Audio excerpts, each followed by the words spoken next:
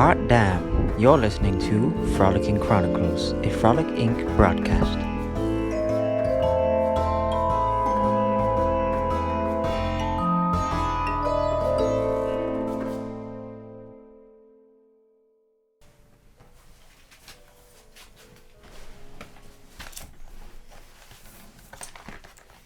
Hey, hi.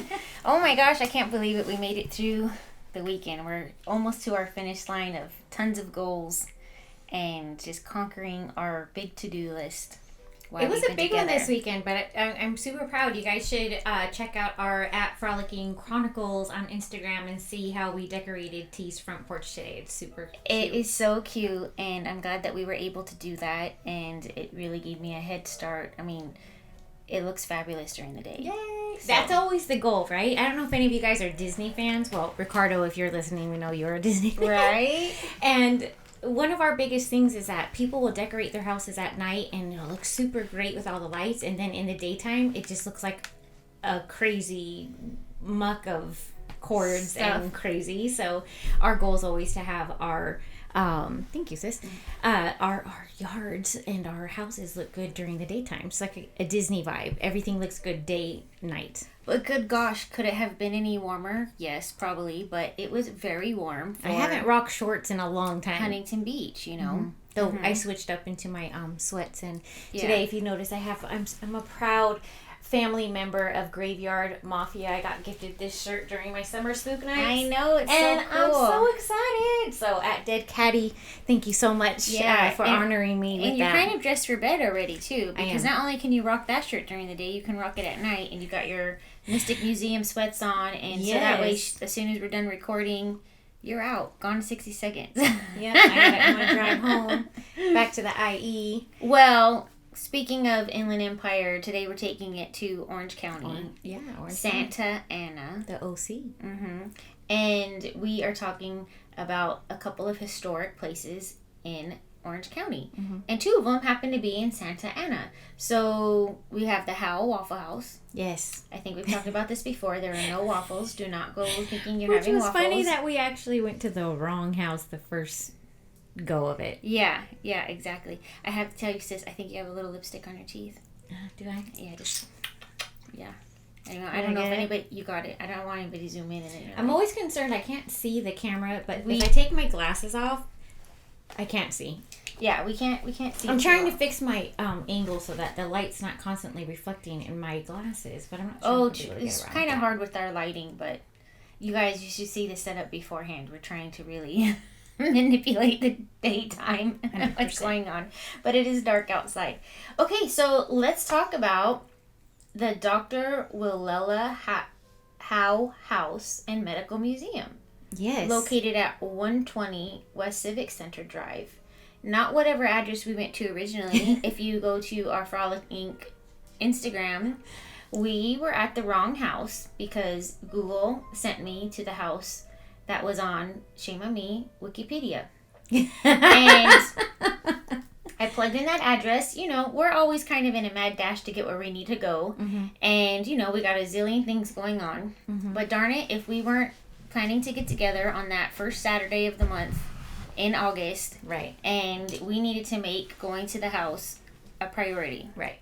So here Ronnie and I are at this gorgeous Victorian gorgeous. home. It looked freshly painted. Mm-hmm. It was gorgeous. And we don't really see anybody. And so we think, okay, maybe it's just a small tour group today. So let me give them a call. I call them and say, oh, yeah, we're just waiting by the carriage house in the backyard. Oh, okay, we will come get you. Just hold on a second. We're waiting, and we're like, okay, well, let's just take a couple photographs while we're waiting. I mean, we are going to seize the opportunity, right? I mean, we were in these people's backyard. Then we went to the front porch and proceeded to have a photo shoot because I did bring my, nicer camera. And finally, this man opens the door and says, can I help you? And the man had a bottle of Excedrin in his hand. It was Saturday morning, so, I mean, that's my hangover cure. I don't know. He could have just had a cold and was not feeling good, and here we are interrupting now. Oh my gosh, he was gracious not to call the cops on us or something, or yank my camera out of my hand. I don't know. I mean, I can't believe it. It was so funny. So you call the lady back, and she's like, "Where are you guys?" kind of thing. Missing in action. Yes. So we had to get back in the car and drive over there. And it was bustling with people and volunteers. It was their first day being opened after right. COVID. So I was actually really excited to see how busy they were. Yeah, I was excited about it too. It's usually like crickets. I feel like we did join as members for Frolick Inc. I feel like we didn't pay that much to take the tour. Did we? No, I think if it was $5, I'd be surprised. I think it was $8. I wrote down in my notes, 11 a.m. to 3 p.m., $8. $6 for seniors and members. Oh, so now it would be cheaper if we go back. $5 for children K through 12. It's about 14 miles from where I live. It was cool, though. Yeah. And, by the way, this is one of... I kind of kicked myself because we've seen this house featured on, and we're going to get more into it a little bit later, on Ghost Adventures, and we've seen it in the Haunted OC information. I mean, there's been pictures of the house. We just thought, like, oh wow, it's just been recently painted. Like, we didn't even make the connection that it wasn't the house. And then when we looked up the picture, it did not match, and that's when they kind of clued in. Those are not the same windows. Okay, so I just want to say that I agree with Terry M. Zyrsago. Still a cool Santa Ana landmark, just without delicious waffles. I agree. American Queen Anne style, in 1889. Dr. Willela Howe. Wait, how did I mess that up? What was her name? Yeah, Howe-Waffle, right? Howe-Waffle. Yeah, Dr. Willela Howe-Waffle. She actually delivered over 1,000 babies in that house. Yeah, I mean, I think that's pretty remarkable that she was one of the first, basically, women doctors of that time. And women doctors could not work in the actual hospital. Yes, so that's why she had basically private was practice. Extremely qualified midwife, with a doctorate degree. So she kind of had to take on that role and deliver it from her house. So I thought that was really amazing. Let me think about SantaAnaHistory.com. So don't look for HoweWaffleHouse.com. You have to go to SantaAnaHistory.com, and then you'll see a couple of things there. Now, we did rewatch a YouTuber who went on the Haunted OC walk of Santa Ana. And that was very cool. And his name, Mike Poops. I mean, I don't enjoy the name. Is that really his name? How does he smell it? P-O-O. Smell it. Did you hear? How does he smell it? How does he spell it?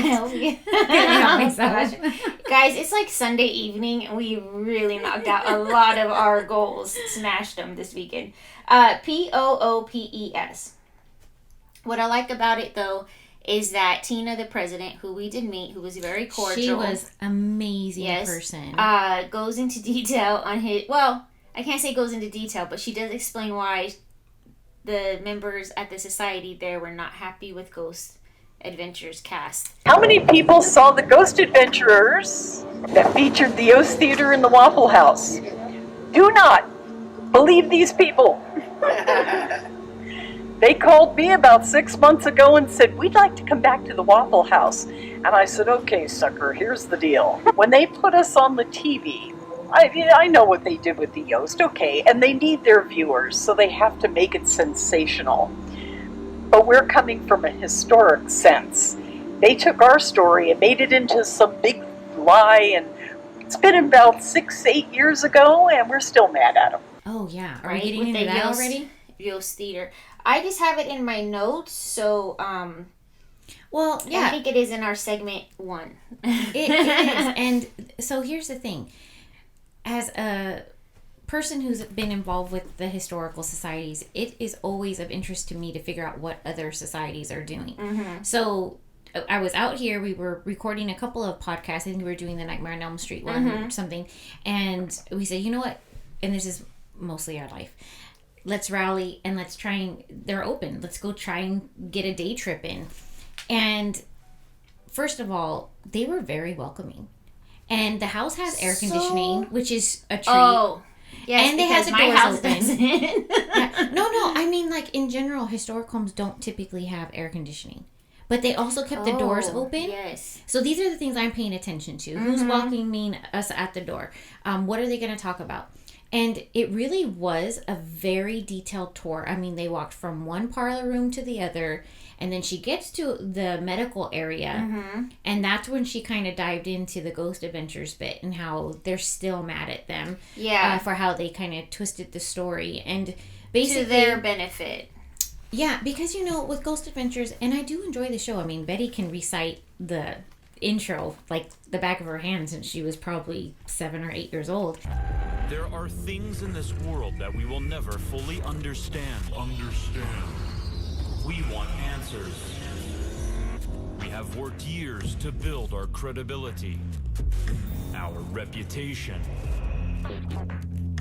working alongside the most renowned professionals in the field, capturing groundbreaking proof of the paranormal. It's working! I can't give you an explanation. This is our evidence, our ghost adventures.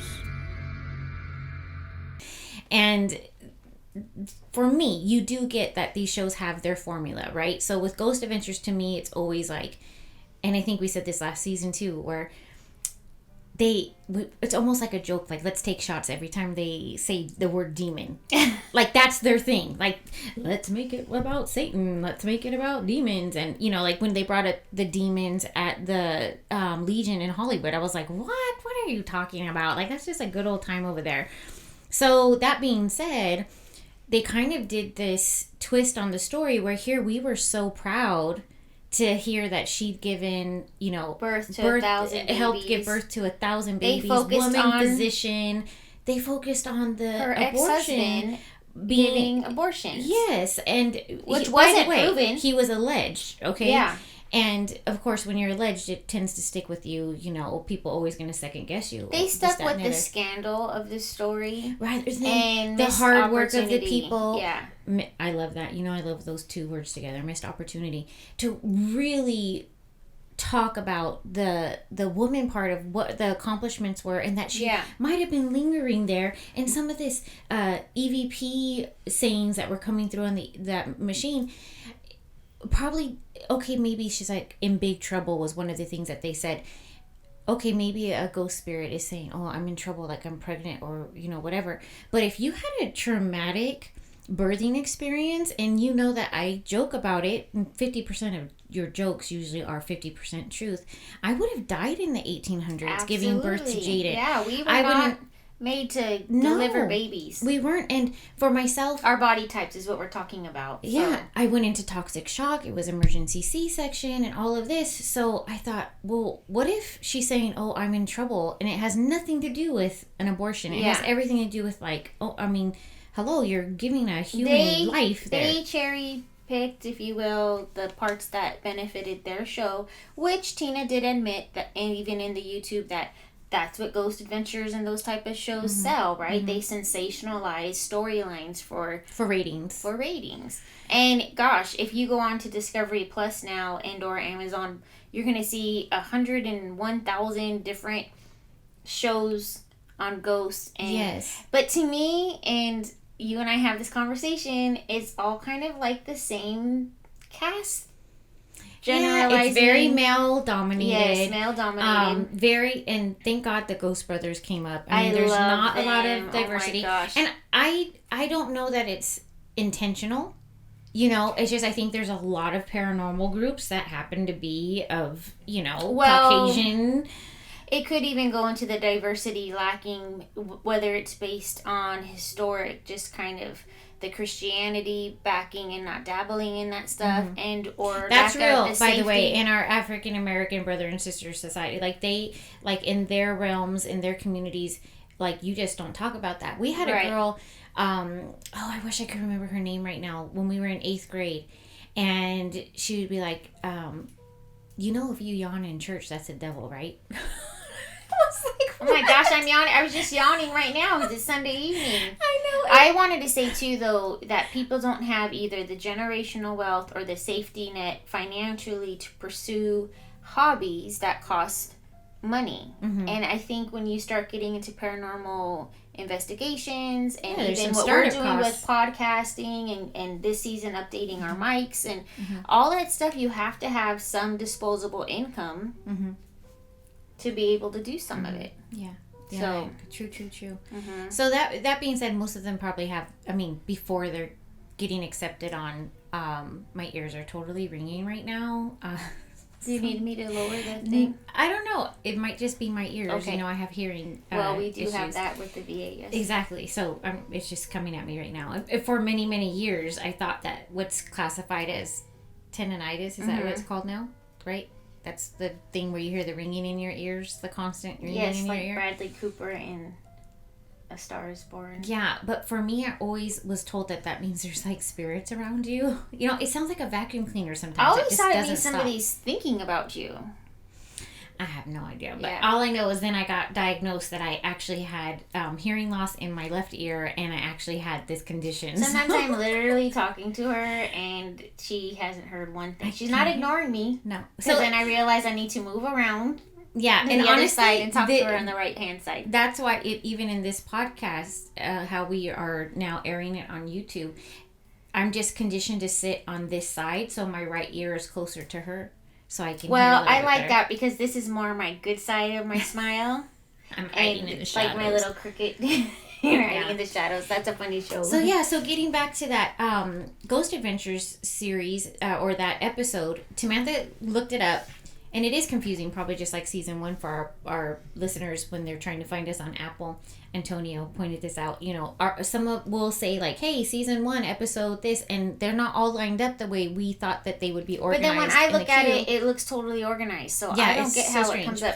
Anyways, But that being said, I want to say that this is season 5, episode 2, is what Correct. you found out on Discovery Plus when we found yes, it. of Ghost Adventures if you want to watch it, because I think when I looked at it online, it said season 7, episode 2. So anyways, there's a little bit of things. So, but I do believe it's It's season YOST Theater, Mm-hmm. Ghost Adventures. So it's going to be concentrated in Santa Ana, California. It talks about the historic home we're talking about, but it also talks about the Santa Ana courthouse too, correct? Oh Or is yeah, that the which we YouTube have video? our pictures. Yeah. Oh no, I'm sorry, that's the YouTube video. Oh, that was a YouTube video. yeah. Okay. Mike poops.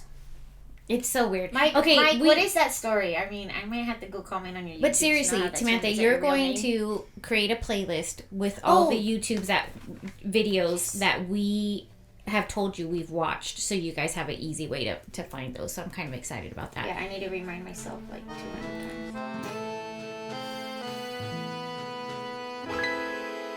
But I do think, okay, so this is like our Victorian episode per Yes. se, because we want to focus on these beautiful homes here in Orange County, and so we were trying to come up with Victorian drinks. Okay, gin drinks were really popular during the Victoria era.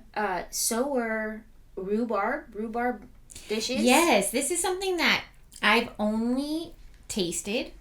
Is it considered a vegetable or a fruit? It looks like celery, like a But really it's red, thick right? celery. Yes.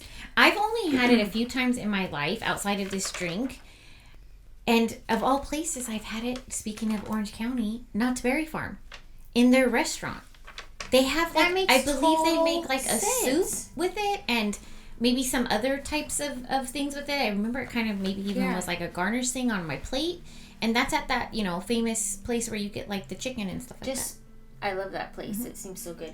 Before we get right into the rhubarb cocktail that we made, I just want to say that drinks from VictorianEra.org, drinks of military officers. The British military, particularly the officer corps, became a hotbed of gin consumption. Hundreds of gin-based drinks were invented, and the mastery of their making was considered part of a young officer's training. So I What? guess you make it for the senior officers. That's a wardrobe I want to be a part of. Okay.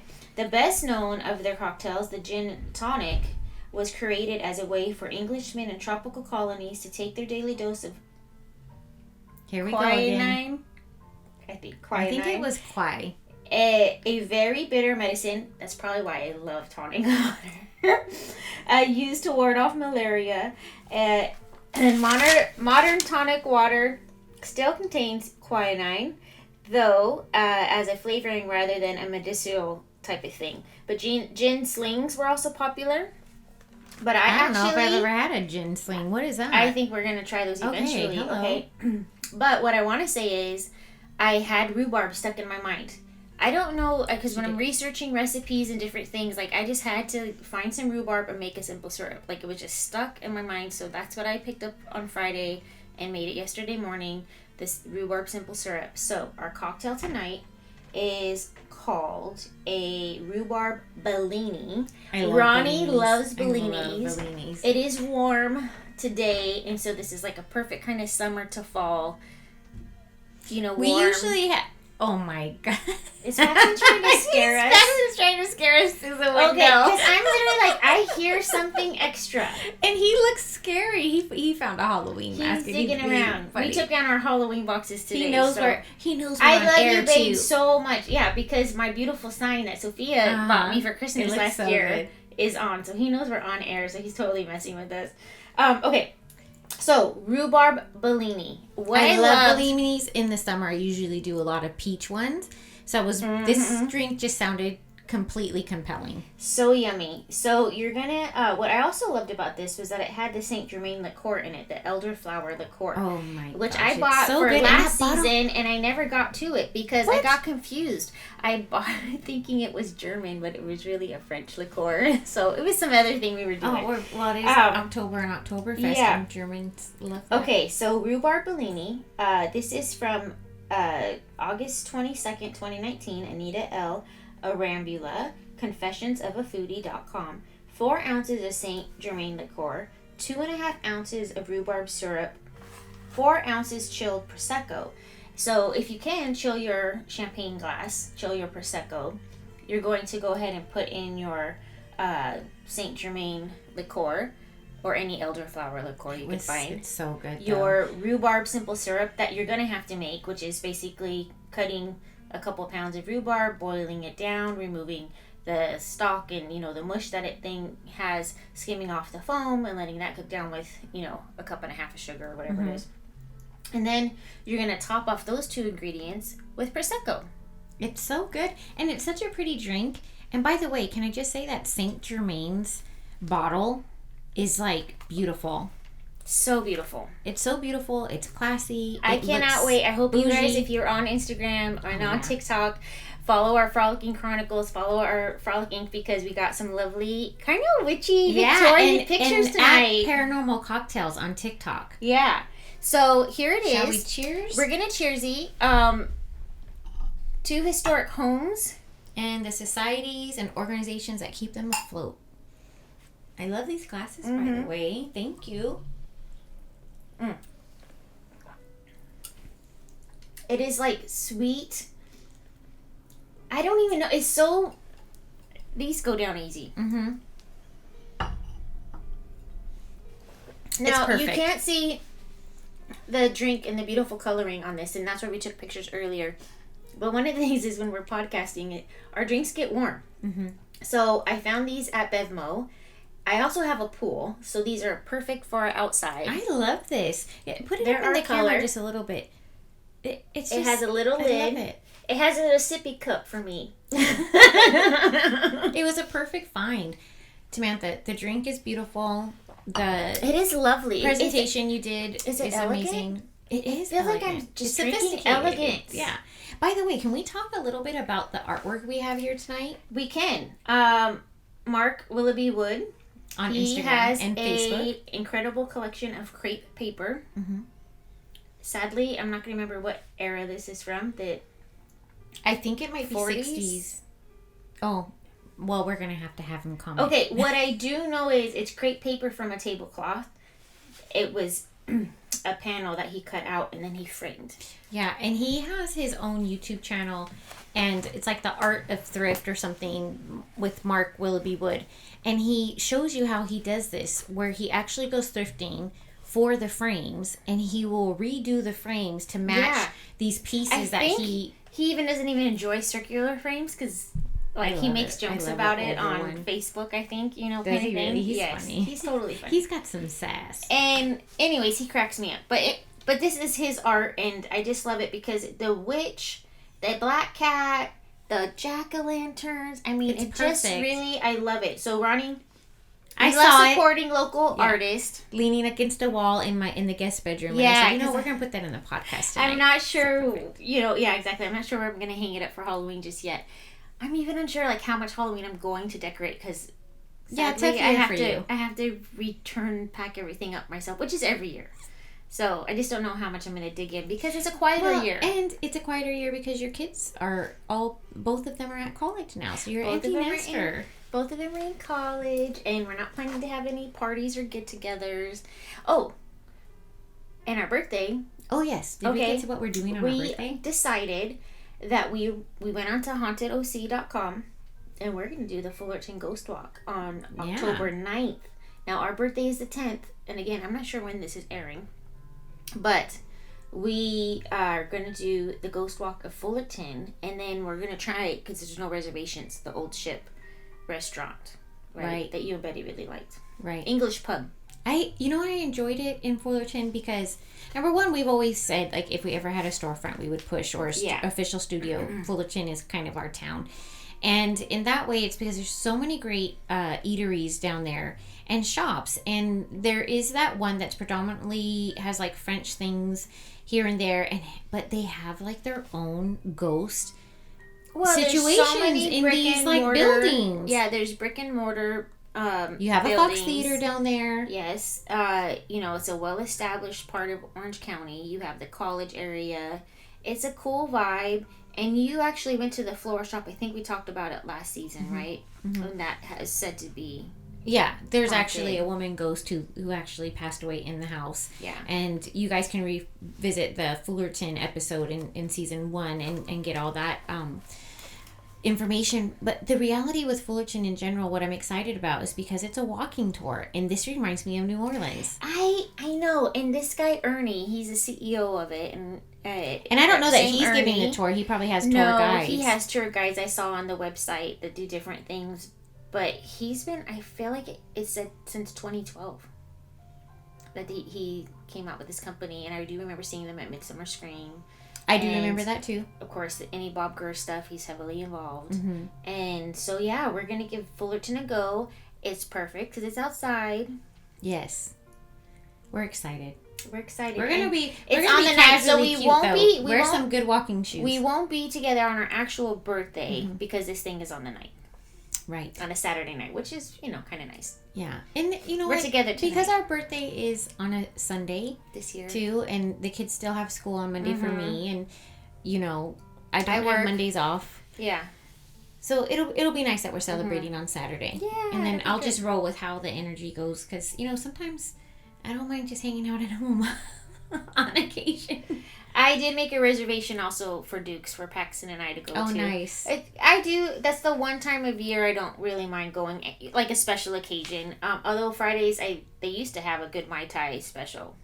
Nice. Like $4 Mai Tais, but I haven't been forever. I love that. I'm not sure if that's the same deal now that after the pandemic, but yeah. So okay. Do you think? And I'm guessing that both of these homes would be open to being rented for private events. In fact, if we go back to that Howe-Waffle House, I believe she said she was open to people doing podcasts there because she was, do you remember that? Like the mayor of their town or something was happening with somebody on city council and he was going to come do a podcast in their dining room or something like that? I feel like the Kellogg House at the Heritage. Do weddings. They do private tours, I think, for like $290 or something. So I think that's what I read today. If I read what do you mean $290? $290, and you can have the house to yourself. Tour or something like that. I didn't know what it included, but the society over that I'm at, they were like, yeah, you can have a private tour, a minimum of $20. Or maybe I'm sorry, maybe I'm getting my notes wrong. Maybe that was the Fullerton.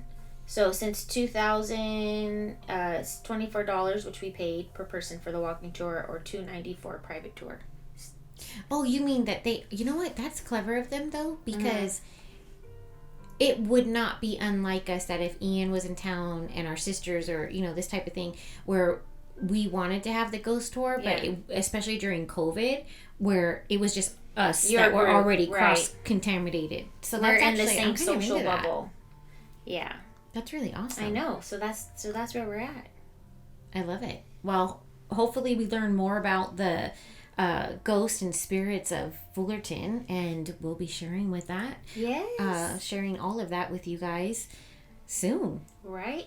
Okay, so we're into it. Like, this is, what, episode 3 or 4? Yeah, please go support Howe-Waffle House and the Kellogg House. First of all, Tina who is the president right now of the Howe-Waffle House, I guess is it a society also?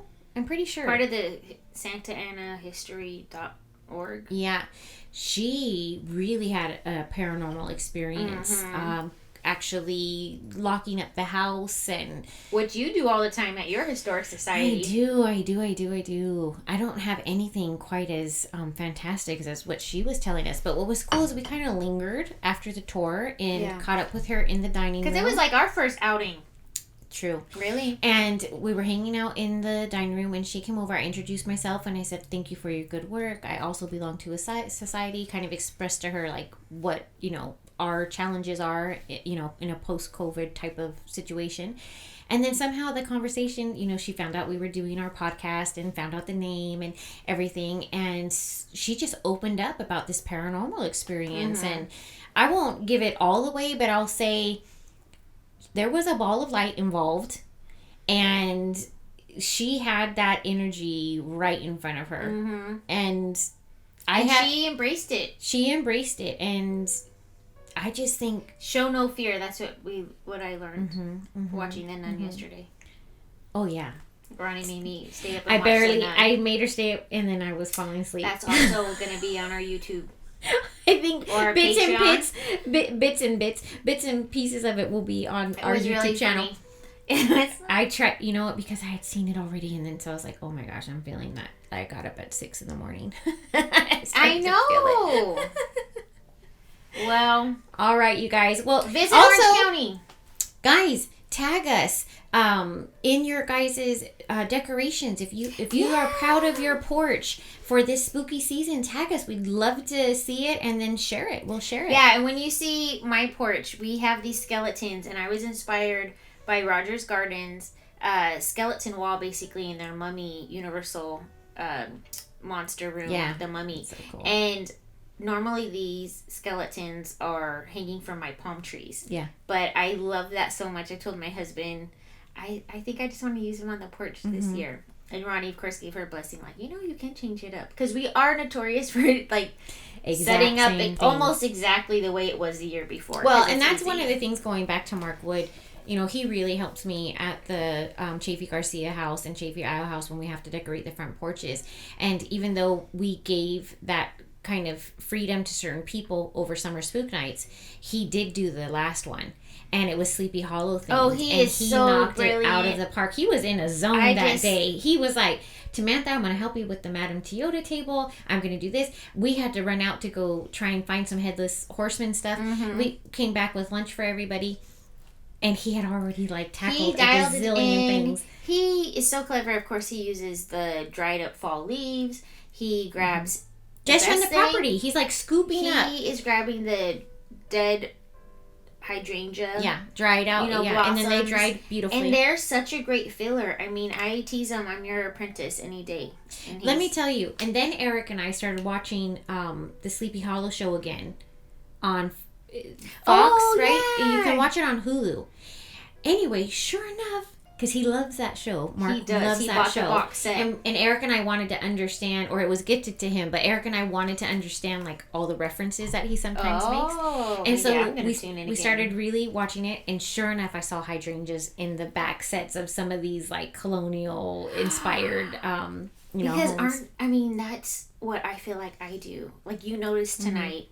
So I love watching the HGTV shows or what have you, the different things. Not HGTV, what was it? Architecture Digest. Oh yeah, I got you on that. Yeah. Jaden got me on it, then I got you on it. I have my candle holders, and I started stuffing them in the bottom with Spanish moss.